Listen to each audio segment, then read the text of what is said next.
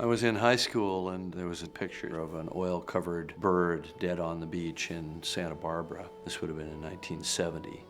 And I started reading about all of the various insults to the environment that were taking place at that time, from oil spills to air pollution to DDT and so on. And, you know, I just had this generally kind of dark and dismal view of the future. There was the threat of nuclear destruction, and then on top of this, there was this, you know, sort of continuous sense that the technological world was overwhelming the natural world and destroying it. And, you know, I was doing a lot of art and writing on these subjects at the time. This was in high school. I even wrote a play, which we put on in our little theater arts program called The Extinction Syndrome, which was about how the human race is basically destroying itself. And so, you know, these themes are not new themes for me. They go back, you know, 40 years before Avatar.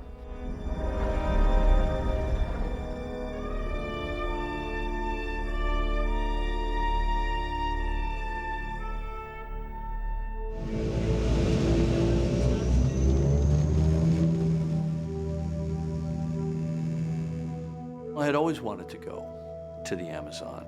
It's the last great bastion of nature. It's so vast and so biodiverse and so rich, even in its present state where it's being whittled away. And, you know, 20% of it has been destroyed, another 20% of it has been degraded. That 60% that's relatively untouched is still one of the great phenomena of planet Earth, and so important to the health of the planet and so on. So I'd known for years, sooner or later, I was going to go there. But the specific proximal reason that I went down there was that I got invited to speak at a sustainability conference in Manaus. And Manaus is a city, big industrial city, but it's right in the heart of the rainforest, which has attracted all these big industries. So you have this big city sitting in the middle of an enormous rainforest that stretches for hundreds of miles in all directions. It's quite an amazing place. I had recently met Tosa Sultani, who's the head of Amazon Watch, and I called her up and said, look, I'm doing this thing down there. Do you want to be my advisor and just consult with me on this? And she brought stacks of books. She gave me so much homework. Okay, here are the issues. This is what's going on with the indigenous. This is what's going on with the rainforest. Start cutting them down, tens of thousands of hectares a year, and the rate is accelerating. What happens is they either burn it to just get it out of the way, or sometimes it's being destroyed in the form of these big hydroelectric dam reservoirs. Fórum Internacional de Sustentabilidade. Tenho o prazer de apresentar James Cameron. So I went in, and my remarks at the conference were about that and about this hydroelectric dam, the Belo Monte Dam, which to me became this almost symbol of the collision of, you know, rapidly growing, economically growing industrial society with its needs for more and more power, and the primeval, untouched world of the rainforest. Because the Belo Monte Dam was going to be built right smack in the middle of the rainforest, where it would displace 25,000 people. And the government would pay them off, but some pittance, you know, to move, destroy their lives, take them from their hunting grounds, take their children away from any connection to their traditional lives that they had had, so that they could make power. Because the Brazilian people took a look at that and said, yeah, this makes sense, we need the power. Because, you know, down here in Rio de Janeiro or Sao Paulo, when we need the power, our society needs the power. When in fact the majority of the power is not going to them. See, it's going to the national grid, but the majority of the power is going directly to a lot of big extractive industries right in the region where the power is being generated. Aluminum smelters require enormous amounts of power, you know, thousands of megawatts of power to make aluminum. Of course, where does the aluminum go? The aluminum goes all over the world so that we can make cars that we drive for a couple years and trade in. Or so that we can drink sodas and throw away the cans and not properly recycle them, and so we constantly need new aluminum. So it's wrong on just about every level. It's even wrong on a technical level. So the problem with the Belo Monte Dam is that because of the seasonality of the river, in order for it to produce at its rated capacity of 11,000 megawatts, it will need other dams upstream. There's certainly one that's already been proposed, and that again opens the door for others. It'll be a domino effect which could take out the entire Xingu Basin. eventually. They're going to try to tune up this river and make it something that just has a continuous flow throughout the year. And Altamira, which is the nearest town, is going to get partially flooded, and 20,000 people in Altamira are going to be displaced. And that's not including the indigenous people down in the Volta Grande region. As somebody who understands engineering and is passionate about renewable energy, I look at that and I see all that energy that could be harvested without having to build a dam. There are better answers. You've got solar, you've got wind, you've got efficiency, you've got smart grid. There are a number of alternate solutions that would cost less. You could put in-stream turbines in these rivers, in the Rio Negro, in the Amazon, in the Xingu. You could generate so much power. They should be investing in this technology. I implore the Brazilian government and President Lula to reconsider this project. Now that I had asked President Lula of Brazil to reconsider the Belo Monte Dam project, I thought, if I'm going to talk about this intelligently, I need to go down there. I need to go down to the Xingu, to what they call the Volta Grande region, which is this big bend in the river where the dam is meant to be built. And I need to talk to the people directly that are going to be affected. And the Amazon Watch people said, well, there's a meeting that's going to be taking place down there about the dam. And leaders are going to be coming in from all over the Xingu Basin by boat for a meeting of indigenous leaders. This is not for press, this is not for government, this is their sort of planning meeting. So we kind of didn't know what was going to happen. We got a boat, and my wife Susie and I we went down the river. We went past the site where the dam was going to be built. And of course, it's just rainforest at this point. There's no indication there of any project under construction yet. Here's the place that they are planning to build the big dam, the main dam. And we went to a village, and a lot of these other tribal leaders came to them and used the Arara village as a meeting place for a big kind of tribal council. And so we arrived there as it was coming together, and they welcomed us. They sort of got us involved. Nosso mais novo guerreiro. Our new latest warrior.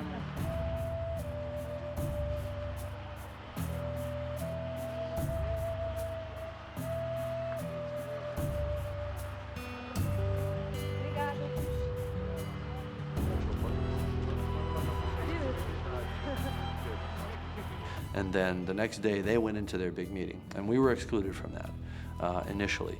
So we took the opportunity to go with the chief of that tribe, a guy named Carlos Arara. And Carlos was a young guy, mid-20s, but he was the chief of the village.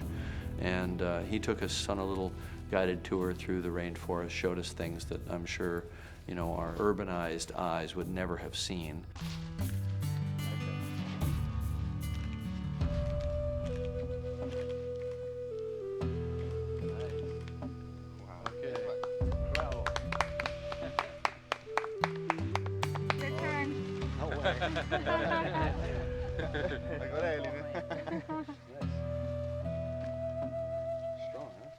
And took us to their little agricultural area where they'd cleared some land and they were growing their crops. And then we went back, and the meeting was still in progress. There were 25 leaders, and a lot of these leaders were young guys, 19, 20 years old. They're asked to take responsibility at a very early age in their culture. Vamos fazer uma apresentação. And then there were some of the older, more established leaders. And, at that point, they had sort of figured out that we were serious and we were there to be helpful if we could be. So they let us in. They let us into that meeting. And, the way it works is that when one has spoken and sits down, somebody else will stand up. And they will be there all day, if it takes, to hear what everybody has to say. And everyone's got their moment to speak. And they're expected to speak. And so we got to listen to what all these leaders said. And of course it was heartbreaking.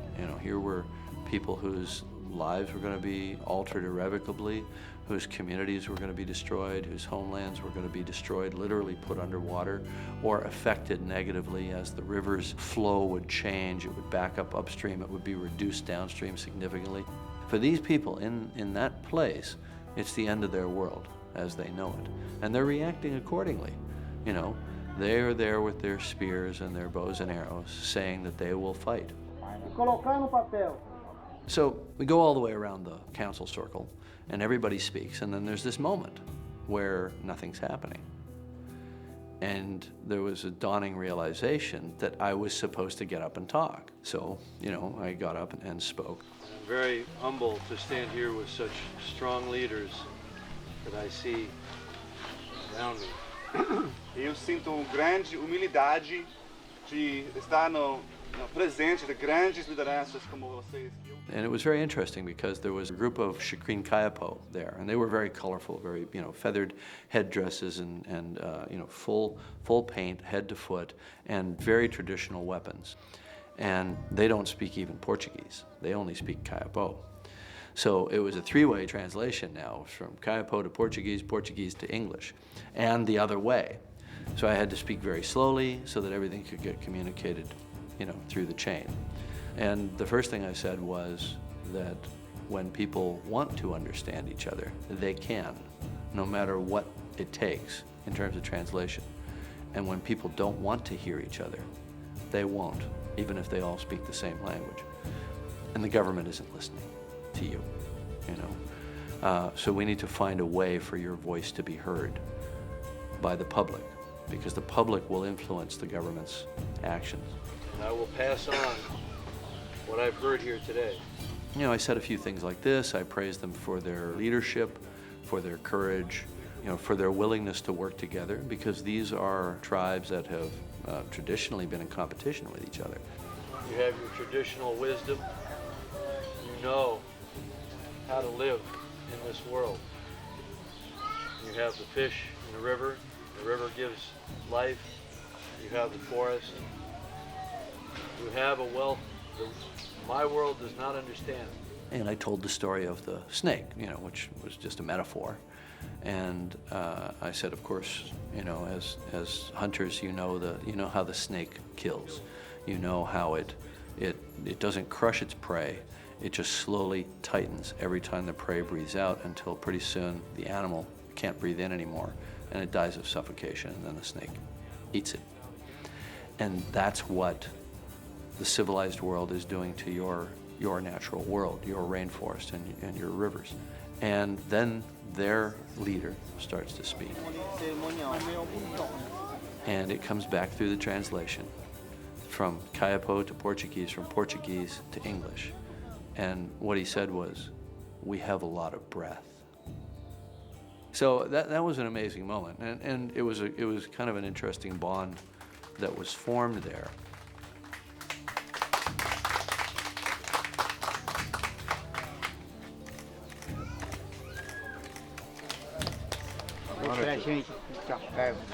He wants to give you his crown.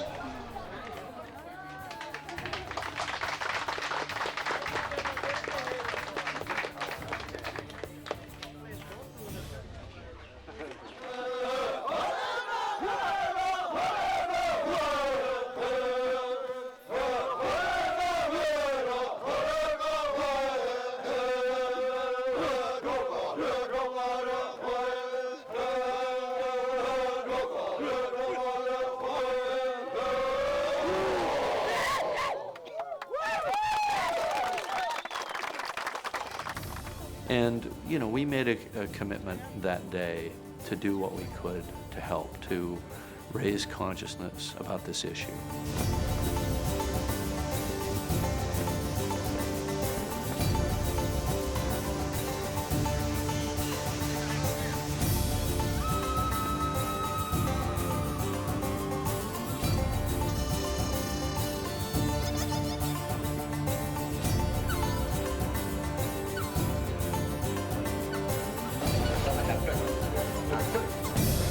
I've had this amazing experience of being invited and hosted by this Kayapo village and a lot of the other tribes, and it's been a great honor and a great education for me, because you can't visit here and see all of these huge families living off the river, fishing from the river, sustained by the river, and not be appalled, frankly, because this area that's being really ignored in this whole process of moving toward building this dam, not only the Belo Dam, but in fact Brazil has a plan for 60 dams all over the Amazon, and I think we all want to do whatever we can to help get the message out about these dams, because it's terrible to sacrifice these people, this river, and this country's riches and the rainforest, which you see behind me, for a little electricity. It's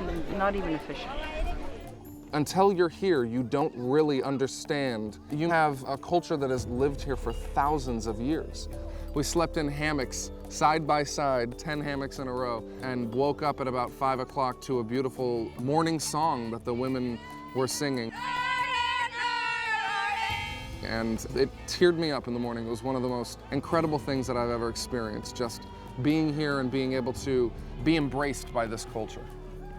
And it's very interesting, the parallel of what's going on here with what went on in our movie, you know.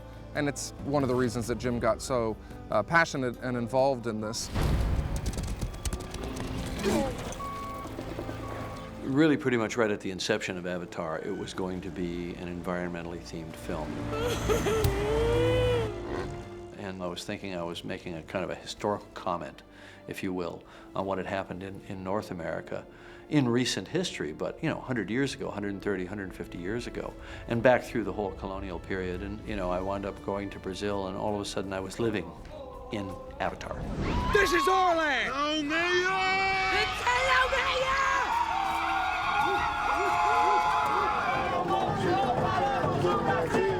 I've been asked to be here to help them raise this voice, raise this cry about what's happening here, and to be a part of this very, very important moment and this very important battle.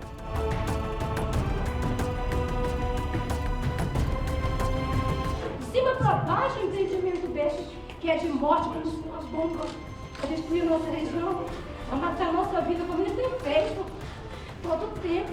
Nosso sofrimento, o povo Chipaia, Curuaia, Juruno, Naraueté, Surimi, Paracanã, Chicangueapó, que vivem nessa região. São pessoas, gente. Eu quero que o mundo saiba disso, que o mundo divulgue isso. So we fought the battle. The battle was public. It did create a lot of dialogue around it, which hadn't been happening. So I think we did good, but what it means is the battle's ongoing, you know, and there are still many moves to be made. Their plea to the world is not being heard. So this is an opportunity, you know, for me to take the success of Avatar and I think the goodwill that's been created around the world. You know, what you have to do is you have to stay committed. You don't have to be hopeful. You just have to stay committed. When people are sitting on shit that you want, they're making your enemy. Then you're justified in taking it. You know, I know enough about how human systems work and how governments work, but I have to be hopeful. It's my duty to be hopeful. As a parent of 5 kids, that we still have time to fix this, and we still have time to make it better. But really what's needed here is the human race needs to wake up and look forward with a sense that we've got to change the way we live. And I'm not saying we have to, you know, abandon the cities and go, you know, strip off all our clothes and try to run out into the forest and live like the Kayapo. That's not going to work, and the Kayapo don't want us there. Plus, we wouldn't know how to do it. We've severed the connection to the ancient knowledge that's necessary to do that. And we don't have to do that. What we have to do is we have to transform ourselves yet again into something that's never existed on this planet before, which is a kind of techno-indigenous people. We have all our technology. We'll use high technology and science to provide us with the energy that we need. But there'll be sustainable solutions. It's that fast? Nature's not our enemy, it's our sustenance. And we need it. And we need nature healthy for us to be healthy and to survive long term. And that's the realization we have to come to. And that's the next stage of evolution that we have to reach.